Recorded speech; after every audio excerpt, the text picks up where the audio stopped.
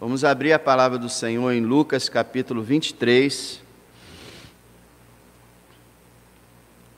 E o texto que nós vamos estar meditando vai do verso 33 ao 48, mas nós vamos lendo conforme fomos mencionando. É o relato do evangelista Lucas sobre a crucificação do nosso Salvador. Nós estamos estudando pela manhã as 7 cenas de adoração no livro de Apocalipse. Já vimos até a 3ª. Só que talvez alguns não percebam que para que acontecesse essas 7 cenas que nós estamos meditando pela manhã, pelo menos para que houvesse participação humana nessa adoração celestial, não só angelical, foi necessário que antes disso houvesse também uma cena, a cena da crucificação. O evangelista Lucas chama no verso 48 essa cena de espetáculo. Não no sentido que nós conhecemos hoje, espetáculos, shows, mas espetáculo no sentido mesmo, a palavra grega, no sentido de cena. Então, irmãos, nós estamos diante de uma das mais incríveis cenas já ocorridas na história humana, a cena da crucificação do nosso bendito Senhor e Salvador Jesus Cristo. E diante dessa cena, nós queremos ver várias características que envolveram a narrativa do evangelista Lucas. É maravilhoso que existem 4 evangelhos e os 4 narram a crucificação, cada um deles trazendo detalhes diferentes. Mas nós vamos ver apenas o que Lucas escreveu e vamos ver que nessa cena extraordinária há uma grande demonstração de injustiça. Veja o verso 33.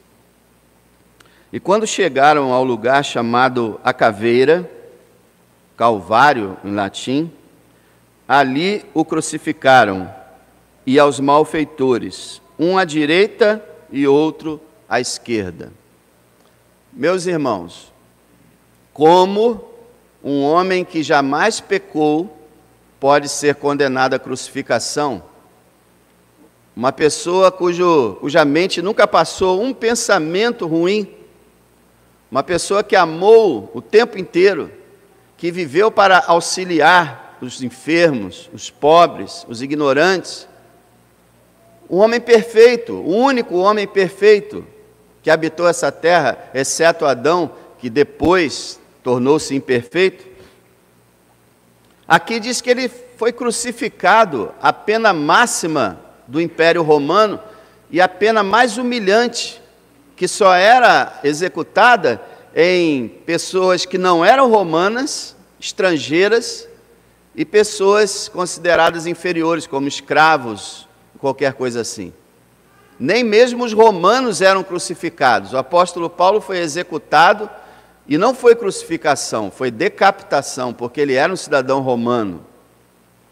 Nós temos aqui o maior homem que já existiu, está sendo crucificado, e malfeitores, um à sua direita, um à sua esquerda, assaltantes, bandidos.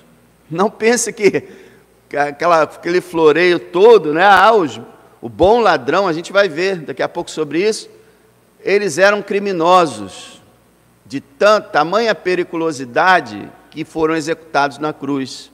Então tinha um bandido e o justo. Não há na história humana maior injustiça do que essa. Então essa cena demonstra uma tremenda injustiça ocorrida. Mas nessa cena também inesquecível, há uma demonstração, uma grande demonstração de amor. Veja o verso 34. E dizia Jesus: Pai, perdoa-lhes, porque não sabem o que fazem.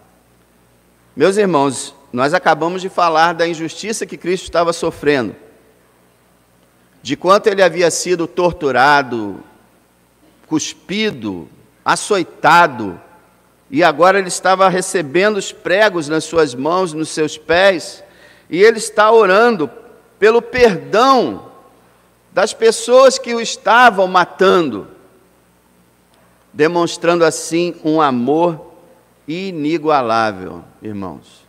Não tem amor maior do que o amor do Senhor. Ele está dizendo: Pai, dá uma nova chance a eles, não os puna por isso que eles estão fazendo, que eles um dia sejam perdoados, que eles possam ser salvos. Afinal, não era para isso que ele estava morrendo? Ele estava morrendo para salvar pecadores. Então aqui ele está intercedendo por pecadores, demonstrando um amor que realmente não existe igual. Quem pode amar desse jeito? Dizem os comentaristas que essa frase grega, né, Pai, perdoa-lhes, esse perdoa-lhes, daria uma ideia de algo que vai se repetindo. Então, imagina-se que cada vez que um dos soldados pegava o prego e batia na mão dele, ele perdoa-lhes, perdoa-lhes. E aí ia na outra mão e ele perdoa-lhes. O que normalmente uma pessoa que está sendo cravada desse jeito faz? Xinga, amaldiçoa, blasfema e profere as piores palavras para os seus executores. Mas aqui o Senhor está aguentando uma dor imensa e está pedindo pelos seus executores. É muito amor, gente, é muito amor. E você que segue a Cristo, faça o mesmo. Pela graça e pelo poder do Espírito Santo, procure perdoar os teus agressores. Não queira vingança. Entregue sua vida ao Senhor. Então temos aqui uma demonstração enorme de amor. Mas essa cena incrível também mostra para a gente a grandeza da insensatez humana. Já começamos falando da injustiça da crucificação, e agora vamos ver a insensatez, no verso 34 mesmo, na segunda parte. E repartiram as suas vestes, lançaram sortes. Aqui está abreviado, nos outros evangelhos, falam que os soldados pegaram as roupas do Senhor, e havia uma túnica costurada de alto a baixo, que não podia ser dividida, e eles começaram a sortear entre eles quem é que ia levar as roupas do Salvador. Provavelmente ele estava nu. Alguns acham que não, que havia uma roupa inferior, a gente não tem certeza, mas ele estava despido de todas as suas vestes aparentes. E o cúmulo da insensatez, imagina aqui, essa cruz aqui. Imagina que fosse a cruz do Calvário e que Cristo estivesse lá, agora, preso, e você é um dos soldados. Você está de costas para a salvação do mundo, você está de costas para o Salvador da sua alma e está brincando, provavelmente com dados, jogando dados, dando gargalhadas, jogando, brincando diante não, né? Diante, mas para eles é como se estivesse de costas para eles. Enquanto o Salvador estava ali morrendo por eles, eles estavam completamente alheios a tudo aquilo. Não entendiam o significado de nada daquilo. E enquanto a oportunidade estava sendo dada a eles, eles estavam jogando. É isso que as pessoas fazem. Elas jogam com suas próprias vidas, de todas as formas. Quando as pessoas se arriscam suas próprias vidas para ter o seu nome no Guinness Book, para ganhar uma medalha, para ganhar um troféu, para bater um recorde, sabendo que a pessoa pode morrer naquele exato momento, mas ela joga com a sua vida. E as pessoas são assim. Cristo é anunciado para a humanidade, e o que eles falam? Isso é bobagem, isso não tem nada a ver, não preciso disso, e ficam brincando, enquanto a salvação está praticamente sendo esfregada, né, na face deles. Olha aqui, olha aqui, e eles completamente alheios, brincando com aquilo que era seríssimo. Eles não sabiam, mas o destino da alma deles poderiam estar sendo decididos naquele momento. Nós vamos ver que, graças a Deus, há esperança para eles, mas não devia haver não, porque pelo que eles fizeram, o que eles mereciam era o juízo. Sortear, brincar, jogar com a veste do Salvador, enquanto aquele que tinha uma tabuleta ali, né? Ele é o rei dos judeus, disseram que ele é o Messias prometido, e nada disso os abalou. Louvado seja Deus que outras coisas vão abalá-los, mas aqui a gente vê a insensatez demonstrada nessa cena. Nessa cena memorável também, há uma grande demonstração de perversidade. Meus amados, infelizmente o ser humano é mau. A própria humanidade em si, ela se autoelogia. E as pessoas costumam dizer que os seres humanos são bons. Mas a Bíblia, que é a palavra de Deus, aquele que conhece todas as coisas, ele diz que nós somos maus. Na sua palavra está escrito. E aqui nós vamos ver um exemplo da maldade humana, que não é um exemplo isolado, é um exemplo que tem acontecido diariamente na face da terra. Veja só o verso 35 em diante. E o povo estava olhando. Aqui Lucas fala que o povo estava olhando, tá? Mas os outros evangelistas falam que o povo olhava e fazia assim. Olha aí. O povo comum, passando e zombando, porque a crucificação era na beira de uma estrada mesmo, para todas as pessoas virem a cena.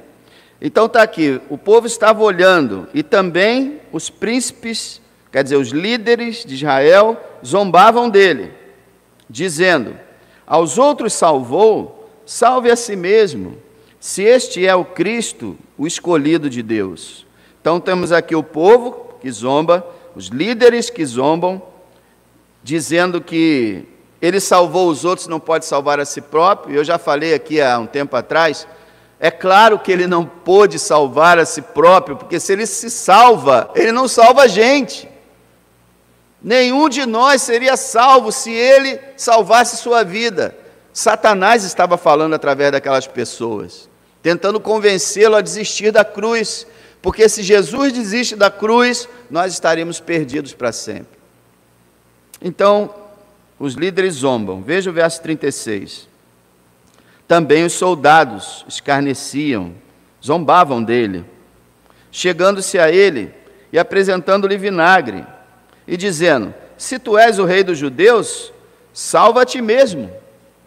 Então, também os soldados, os romanos, os judeus, todo tipo de gente estava zombando. Agora chega ao clímax da humilhação.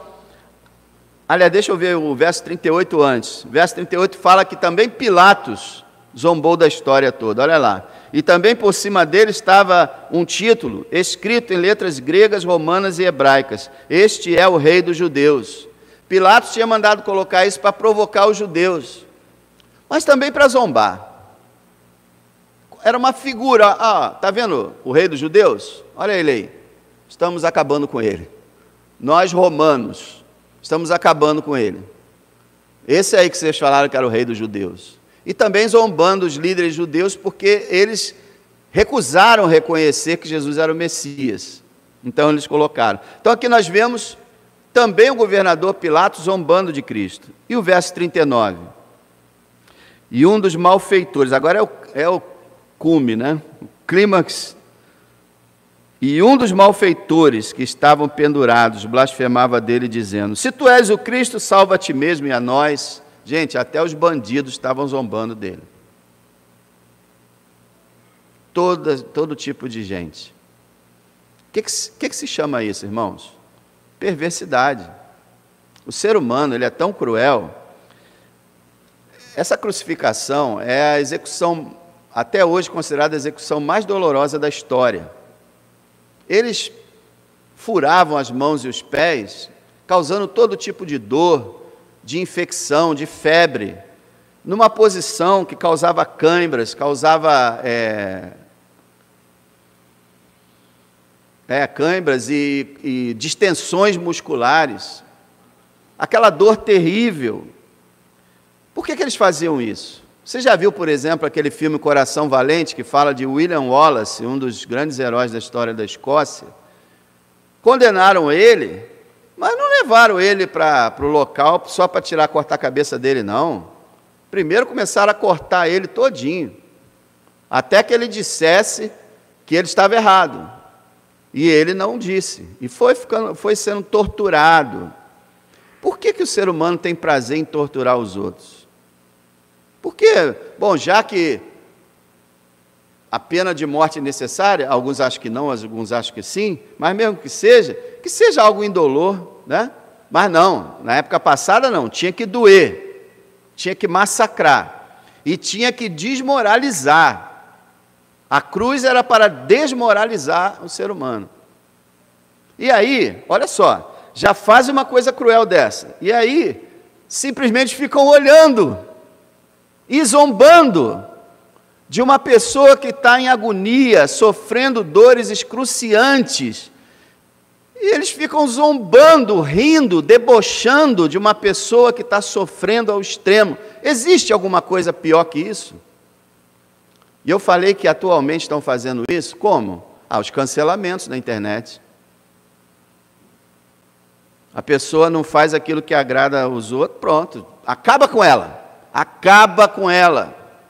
Essas difamações que as pessoas que usam mídia social fazem umas às outras, que já levou pessoas a se matarem. Vários adolescentes já se mataram por causa de bullying na internet.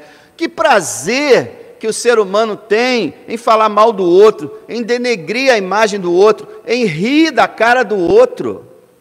Uma pessoa está passando na calçada, cai de cara no chão, arrebenta a cara toda e tem gente rindo. Olha lá, a gente já nasce. Como é que as crianças faziam no passado? Hoje deve ser outra frase. Quando alguém se machucava, a outra criança falava, bem feito. Riam e falavam bem feito. Por que o ser humano é assim? Porque ele é perverso. Nós somos perversos por natureza. Nós temos essa mania. Nós temos atração por sangue. Antes era o Coliseu, hoje é a mídia. Você vê nos programas. Você já reparou como os jornais tradicionais agora estão mostrando cenas de crime? Que nunca mostraram no passado. Por que eles estão mostrando cenas de crime? Gente sendo morta, assassinada, baleada, e está lá a cena ao vivo nos jornais. Por quê? Sabe por quê? Porque já tem na internet. E se eles não colocarem, a audiência vai cair mais ainda. Então agora eles têm que colocar tudo para eles conseguirem algum lucro. Meus irmãos, é perversidade o tempo todo. Olha para o mundo, as guerras, todos esses conflitos que acontecem, tudo por ganância, por vaidade. Meus irmãos, o ser humano é perverso e aqui na cruz isso é demonstrado. Mas esta cena também, espantosa, há uma grande demonstração de juízo. E essa passa às vezes despercebido. Acabei de ler no verso 39, quando um dos malfeitores disse, se tu és o Cristo, desce da cruz e salva-nos. Não foi? E diz o texto que ele estava blasfemando.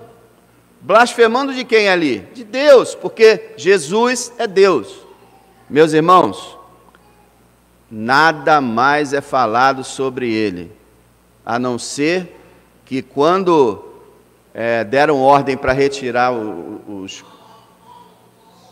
mortos da cruz, quebraram as pernas dos dois.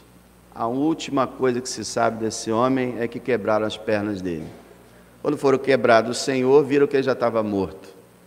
Quebraram as pernas para tirar o apoio e matar por asfixia.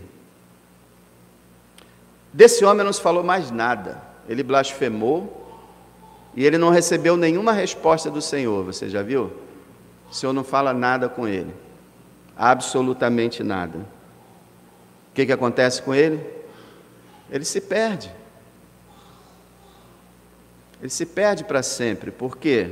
Porque ele estava diante do Salvador e, em vez de aproveitar a oportunidade, ele entra na pilha, vamos dizer assim, de todo mundo e zomba também. Esse é o grande problema, né? Todo mundo faz, é assim com todo mundo pensa assim, então eu vou pensar também. Estava todo mundo rindo, eu vou rir também. Todo mundo estava zombando, eu vou zombar também. Você aí, E ele pereceu. Morreu e foi condenado. Como é que a gente sabe disso? Porque a Bíblia diz que somente pela fé em Cristo uma pessoa pode ser salva. E ele simplesmente não acreditava que ele era o Cristo de forma nenhuma.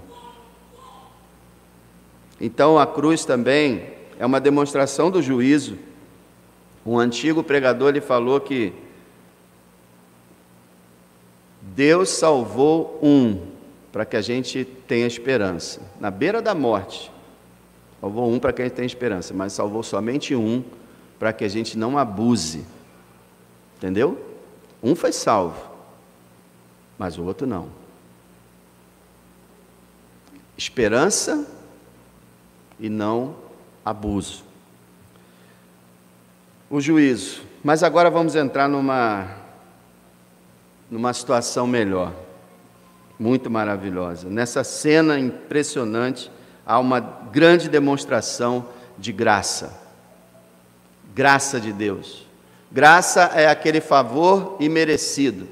E a gente vai ver isso aqui agora mesmo. Deixa eu falar uma coisa para você. Em Mateus, fala que os 2 ladrões estavam zombando dele. Como é que a gente organiza, harmoniza essas coisas? É simples. Os 2 estavam zombando, porém, em determinado momento, um deles mudou de ideia. E a gente vai ver aqui agora. Ele se arrepende. Lucas falou agora sobre arrependimento. Esse ladrão se arrepende. E olha lá, verso 40. Respondendo, porém, o outro, repreendia-o, repreendia o outro, dizendo: tu nem ainda temes a Deus, estando na mesma condenação?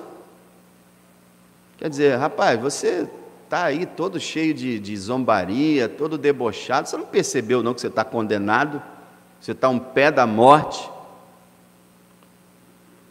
E no verso 41, e nós, na verdade, com justiça, porque recebemos o que os nossos feitos mereciam. Olha aqui a característica do arrependimento. Foi falado isso aqui também. O arrependido é a pessoa que reconhece que é pecadora. Reconhece o quanto o ser humano é mau e quanto ele mesmo é mau. Olha, eu estou aqui justamente. Quero te fazer uma pergunta. Existe algum criminoso que confessa que é criminoso no Brasil e talvez em muitos lugares do mundo? Ele sempre diz que é inocente. Raramente, a não ser que ele vá ganhar algum lucro na condenação, que vai diminuir a pena dele, porque o bandido sempre é inocente. Eu me lembro uma época que eu visitei um presídio umas 2 vezes, 3 vezes, e eu ficava ouvindo as conversas das mães, dos pais, daqueles que estavam lá dentro. E era sempre a mesma coisa. Não, meu filho saiu, pegou carona de moto com um colega e de repente o colega começou a assaltar. Todo mundo é inocente. Não fui eu, doutor, eu não fiz nada. A gente tem essa ideia. Quando Deus falou com Adão, por que você fez isso? Foi a mulher que o Senhor me deu. A culpa da mulher, a culpa é do Senhor. Aí Deus foi para a mulher? Não, foi a serpente. Foi o diabo. Culpa dele. Aí Deus, com toda a sabedoria dele, não falou nada com o diabo ali naquele momento, que o diabo falaria: fui eu mesmo. Porque o diabo é tão perverso que ele gosta do pecado, gosta de destruir as coisas. Então, meus irmãos, a gente vê aqui, ele está assumindo os feitos. Eu estou aqui justamente. Mas olha só o final do verso 41. Mas este nenhum mal fez. Olha que coisa linda. Estava todo mundo lá zombando dele. Estava todo mundo considerando ele um falso profeta, um mentiroso, um blasfemo, um desonesto mesmo, um falso profeta, um falso mestre. E aquele homem disse: não, ele não fez nada. Como é que ele chegou a essa conclusão? É óbvio que o Espírito de Deus estava trabalhando no coração dele, mas também o comportamento de Cristo. Se você fizer um estudo na crucificação, você vai ver, nós já vimos aqui, Jesus orando pelos seus executores, Jesus pedindo para João cuidar da sua mãe Maria, Jesus com calma, não revidando, não se vingando, demonstrando amor. Aquele homem foi vendo isso, o ladrão. Veja, um dos ladrões, né? E o outro começou a observar e aí falou: olha, essa questão que eu até passei por cima no verso 40, né? Tu nem ainda temes a Deus? Aquele homem começou a temer a Deus. Temer a Deus significa reverência, respeito. E ele falou: você não... Vem cá. O que ele queria dizer é o seguinte: você não tem medo que daqui a pouco você vai estar diante de Deus e Ele vai julgar você? Você não tem medo não da condenação? E aí ele falou: nós merecemos ela. Agora este, que ele nem estendeu a mão já estava estendida, né? Olha, essa conversa toda foi dificultosa, tá? Porque eles não conseguiam mexer nem direito o pescoço, causava dor. Então eles falavam com muita dificuldade. E ofegantes, talvez não desse nem para falar alto normalmente. E aí ele fala para o outro: ele não fez mal nenhum, você está errado, blasfemando, falando que ele está aí dizendo uma coisa que ele não é. Não, ele não fez mal nenhum. E aí, no verso 42, o ladrão diz a Jesus: Senhor, olha ele reconhecendo que Jesus é Senhor. Senhor, lembra-te de mim quando entrares no teu reino. Olha ele confessando que Jesus é rei. A fé está aqui. O arrependimento, eu sou pecador. A fé, o Senhor é o Senhor tem um reino, o Senhor leva pessoas para esse reino, e Senhor, lembra-te de mim. Agora preste atenção, o que ele estava pedindo para o Senhor lembrar das obras dele? Se o Senhor lembrasse das obras dele, estava no inferno. Senhor, lembra que uma vez eu fiz um negócio bom, será que era isso? Não, ele estava pedindo misericórdia. Senhor, tem misericórdia de mim, me dá uma chance, não esquece de mim não, me perdoa, me salva, me leva para o teu reino. E aí, se fosse você que estivesse lá, o que você diria para esse homem? O que a humanidade diz para pessoas que passam a vida cometendo crimes, ou fazendo mal aos outros? O que as pessoas falam? Esse miserável tem que ir para o inferno e não tem que ter nenhuma chance para ele. Não é isso que as pessoas falam? Quando tem lá os prisioneiros lá nos Bangu 1 e por aí vai, todos eles têm que ir para o inferno. Quando alguém se converte lá dentro, não, isso é mentira. Não pode se converter. Ele é um criminoso, ele tem que ir para o inferno. Quer dizer, nós somos maus e Deus é bom. Porque olha só o que o Senhor vai fazer, gente, é fabuloso isso aqui. Ele pede que o Senhor lembre dele.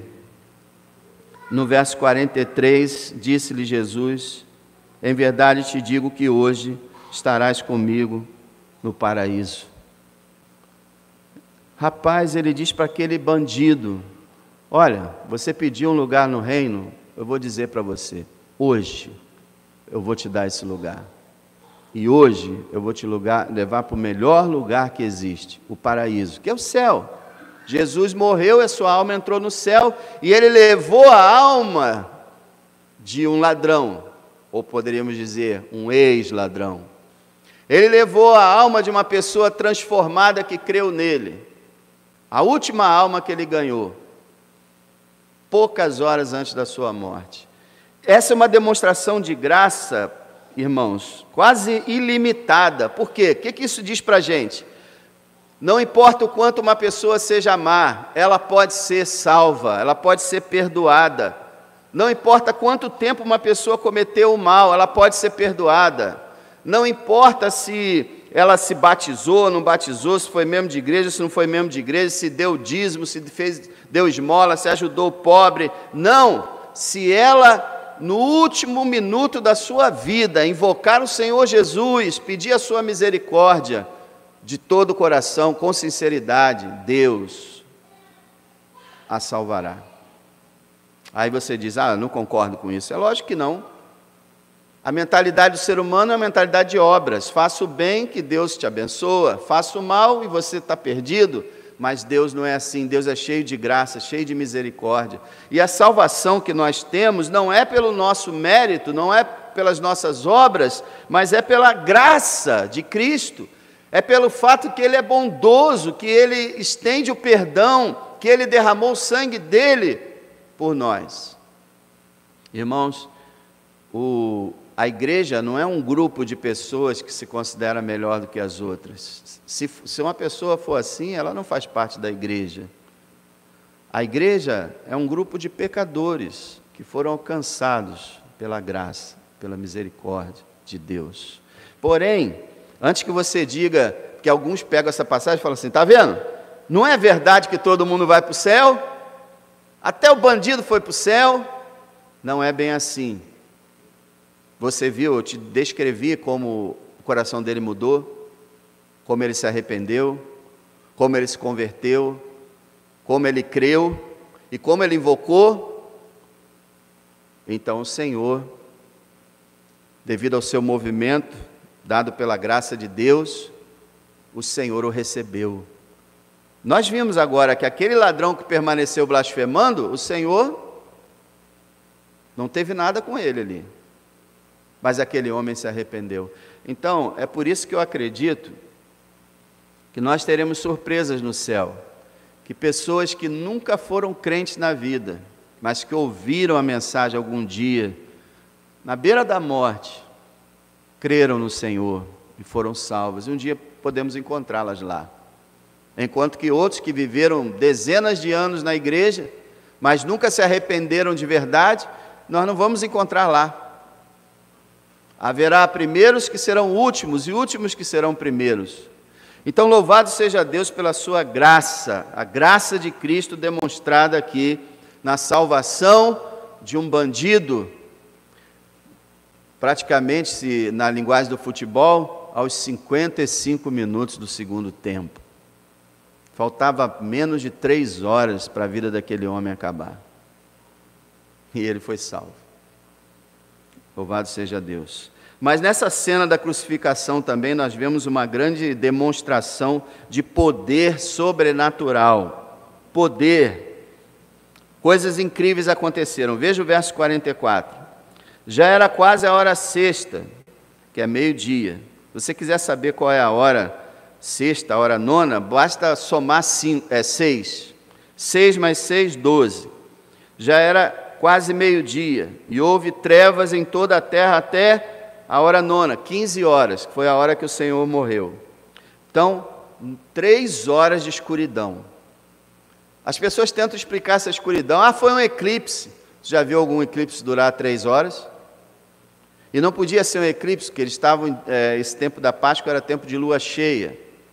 Não tinha como ser eclipse.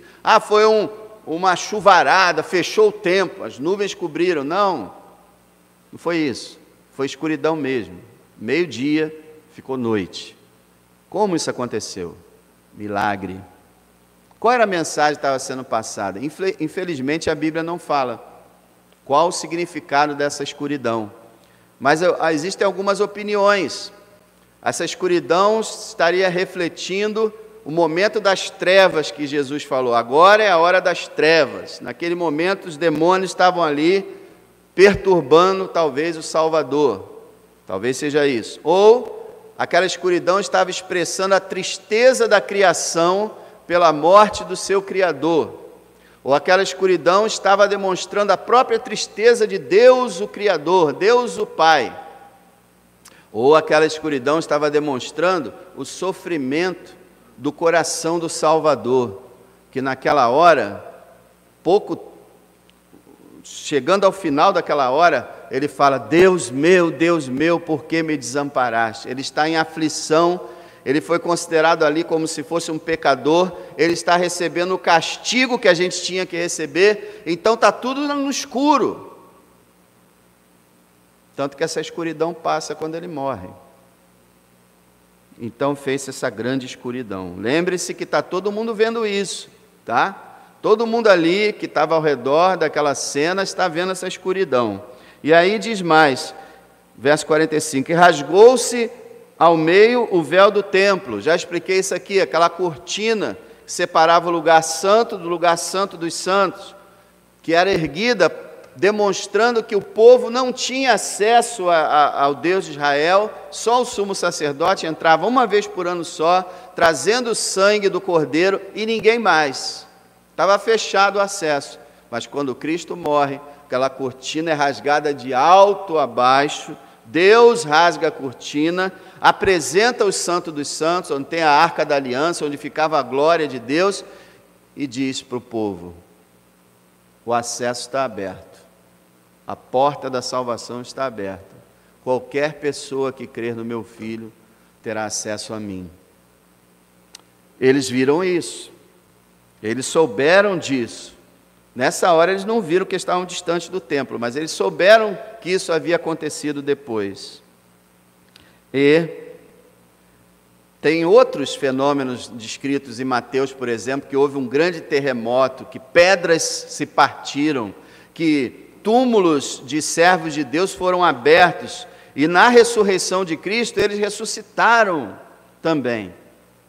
Muitas coisas extraordinárias aconteceram, tudo isso para demonstrar que a morte de Jesus Cristo não era algo normal, não era algo comum. Era um grande milagre que estava acontecendo ali. E aí, em último lugar, nessa cena impressionante, há uma grande demonstração de impacto. Impacto aonde? Impacto nas vidas. Impacto nos corações, e isso é que é maravilhoso. Jesus uma vez falou: quando eu for levantado da terra, todos atrairei a mim.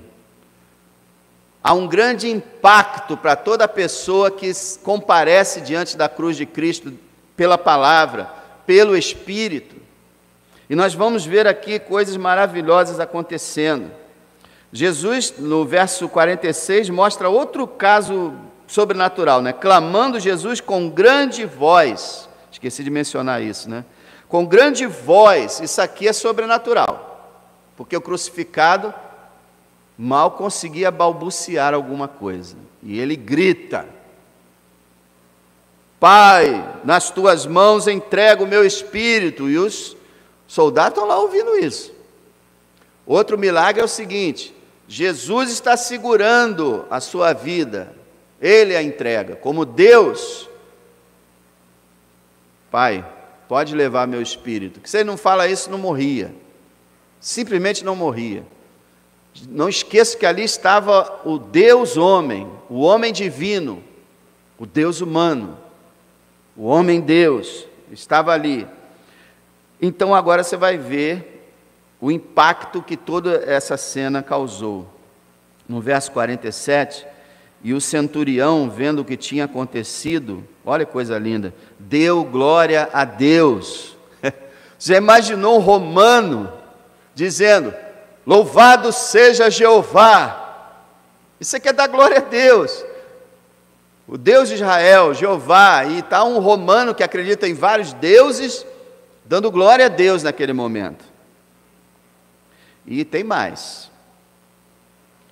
Ele disse, né? Na verdade, esse homem era justo. O centurião está reconhecendo que eles executaram erradamente aquele homem, que ele era justo, que o julgamento foi injusto, que a execução foi injusta. Mas não foi só isso não. Por isso que é bom os 4 evangelhos. Mateus e Marcos. Primeiro Mateus fala que o centurião e os outros soldados que estavam com ele, lembra? Zombando, jogando lá para sortear a roupa de Jesus. eles temeram. Tanto o centurião quanto os soldados temeram quando viram as trevas, quando viram o terremoto, quando viram todas aquelas coisas, eles tiveram temor e eles disseram, não só que ele era justo, e não foi só o centurião que disse, eles disseram juntos, concordando, verdadeiramente este é o Filho de Deus. Coisa maravilhosa. Parece até que a oração de Jesus já está sendo respondida. Lembra que Jesus está orando para aqueles seus executores serem perdoados? E ali mesmo na cena da cruz eles são impactados, eles temem e eles dizem, olha, ele é o Filho de Deus realmente, é um homem justo. Olha, eu acredito que isso aqui é um bom sinal de que eles tenham se convertido. Não temos prova concreta, não sabemos o nome deles, não temos uma história, temos algumas o que a gente pode chamar de alguma tradição que fala alguma coisa, mas nada que demonstre com certeza, mas eu acredito que no mínimo esses homens ficaram com a pulga atrás da orelha e sentiram o impacto. Então primeiro os soldados, e agora a gente vai ver a multidão. Olha o verso 48. E toda a multidão que se ajuntara a este espetáculo, vendo o que havia acontecido, voltava batendo nos peitos. Quando eles chegaram, olha, aí, você não é o Filho de Deus, desce da cruz, e começaram a rir e zombar. Agora eles voltam, ó. Bater nos peitos para o judeu era símbolo de lamentação, de arrependimento, de remorso. Quando eles veem um homem justo morrendo e Deus o apoiando, mostrando todas aquelas cenas sobrenaturais, eles voltam lamentando o impacto da cruz. Eu acho que essa aqui foi a semente para o que aconteceu em Atos 2. Quando Pedro se levanta no poder do Espírito Santo e prega para o povo que eles haviam crucificado o Filho de Deus, eles se arrependem e 3.000 são salvos. Depois mais 5.000. A oração de Jesus sendo respondida. Aquele povo que havia dito, crucifica-o, crucifica-o, no dia do julgamento, lembra? Estavam sendo perdoados, estavam sendo salvos, por causa do impacto da cruz e também o impacto da ressurreição. Existe uma frase antiga que se repetiu muito nas igrejas, era a seguinte: aqueles que chegaram para zombar, ficaram para louvar. Nos dias de avivamento isso acontecia. O poder de Deus era tão grande que as pessoas ouviam falar do que estava acontecendo. Isso aí é uma bobagem. Aí entravam nas igrejas para ridicularizar, para zombar, e sentiam o poder de Deus. Eram transformados e começavam a louvar a Deus. Aconteceu com esse centurião aqui. Temeu. Verdadeiramente esse era o Filho de Deus. Eu quero fazer 8 perguntas para você, baseado em tudo isso, instantâneas, perguntas só para ficar na tua mente. Você concorda que a crucificação de Cristo foi a maior injustiça já cometida pelos homens? Você sabe que Cristo o ama intensamente? Você reconhece que é uma estupidez ser indiferente ao sacrifício do Cordeiro de Deus? Você percebe o quanto é perverso zombar da cruz? Você entende que aqueles que duvidarem de Cristo irão perecer? Você admira a maravilhosa graça de Cristo? Você acredita no poder sobrenatural da morte de Cristo? E o último e mais importante agora, você foi impactado pela cruz?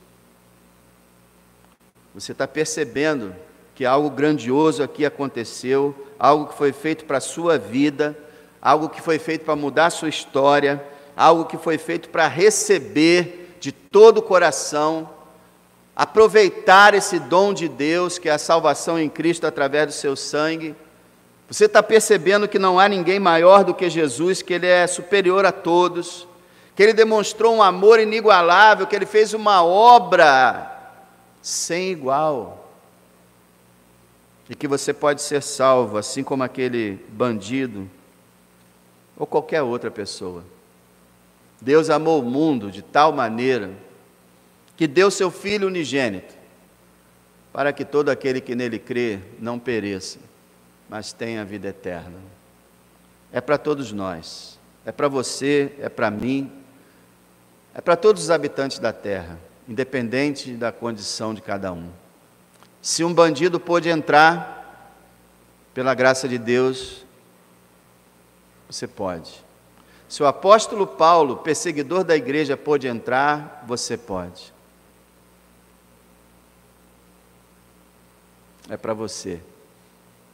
Que o Espírito de Deus cause impacto na tua vida com a obra de Cristo na cruz do Calvário. Não seja como aquele bandido que desprezou o Senhor e pereceu, mas seja como o outro, que reconheceu o seu pecado, pediu a misericórdia do Senhor. Peça hoje a misericórdia do Senhor. Sabe, irmãos, tem um sentimento que acontece quando alguém se torna cristão, sabe o que é? Um grande arrependimento. Eu senti isso, porque você vai descobrir que durante toda a sua vida, você não sabia disso, mas durante toda a sua vida, você deixou Jesus de lado. Você o desprezou, o esqueceu, viveu sem Ele. E depois que você o recebe, que Ele entra na sua vida, que você vê o quão glorioso e maravilhoso Ele é, você sente As pessoas falam assim, por que eu não me converti antes? E as pessoas lamentam muito todas as coisas ruins que fizeram e por quanto tempo deixaram Jesus de lado. Mas sabe o que é maravilhoso? O perdão de Jesus é completo, é ficha limpa, é paraíso para aquele que crê no seu nome. O céu está aberto para todo aquele que invoca o nome do Senhor. Então, nessa noite, busque o Senhor, creia nele, e Ele o salvará.